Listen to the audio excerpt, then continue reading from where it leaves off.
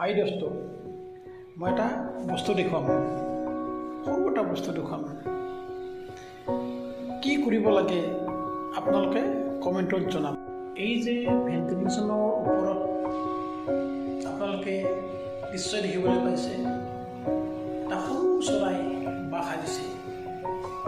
এই চৰাইজনীয়ে আজিৰ পৰা 10-15 দিন আগত সি এডাল এডালকৈ জাবৰ জোঁথৰ আনি কিমান কষ্টৰে বাঁহটো সাজিছে, আমি দেখা পাই বহুত ভাল লাগিছে।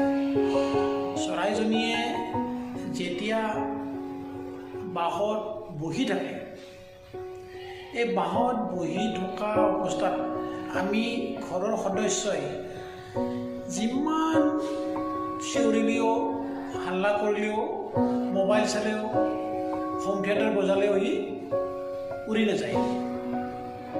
চৰাইজনীৰ এইখিনি তাৰ কনফিডেঞ্চ হৈছে যে আমি তাক একো নকৰোঁ আৰু এইখিনি তাৰ নিৰাপদ ঠাই। সেয়েহে সি ভাবি চিন্তি বাঁহটো সাজিছে। সেয়েহে আমিও ইনচানিয়ত আৰু মানৱতাৰ খাতিৰত ভাবিছোঁ, চৰাইজনী যেতিয়ালৈকে পোৱালি নহয় তেতিয়ালৈকে আমি ইয়াক ডিষ্টাৰ্ব নকৰোঁ। আৰু যদি পোৱালি হোৱাৰ পিছতো সিহঁতে ইয়াতে থাকিব খোজে বা থাকে, তেতিয়ালৈকে আমি ইয়াক একো নকৰোঁ। আৰু এনেকুৱা বাঁহ সিহঁতেতো নিজে সাজি লৈছে। মই এনেকুৱা চৰাই বাঁহ সাজিবৰ কাৰণে আৰু এজেগাত চৰাইক বাঁহ বনাই দিছোঁ, তাত শালিকাই বাঁহ লৈছে। সেইটো আপোনাক দেখুৱাম আহক। এইটো ঘৰৰ লাষ্ট চিৰি। সেইটা আমি চাপত গৈ আছোঁ।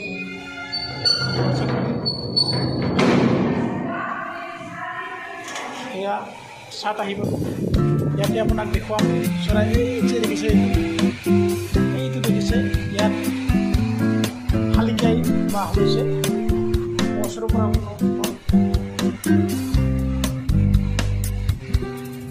চাওক, ইয়াতেই শালিকাই বাঁহ লৈছে। ভিতৰত মই শালিকাটো দেখাব নোৱাৰিম, এতিয়া বৰষুণ পৰি আছে, তথাপিও চেষ্টা কৰিম। চাওক, ইয়াতে ভিতৰত শালিকাটো মই দেখা নাই, আছে ইয়াত বাঁহটো দেখিছোঁ।